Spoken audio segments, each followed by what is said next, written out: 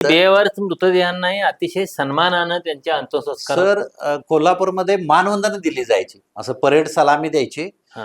आणि त्यामध्ये म्हणायचं वासासी जीर्णानि यथा विहाय नवानी देहा नरोपराणी तथा शरीराने जीर्णानि विहाय न्यायी संयांती नवानी देहा नैनम छिंदंती शस्त्रानी नैनम दहते पावक न चैन क्लेद प्यापो न शोषयते मारतो.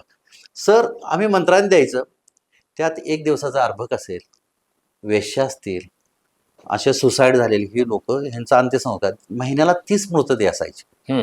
म्हणजे आज आम्ही त्यावेळेस विषय असा की हे कालांतरानं वाढत गेलं. मला वाटतं की हे मृतदेहांचा अंत्यविधी चांगला झाला.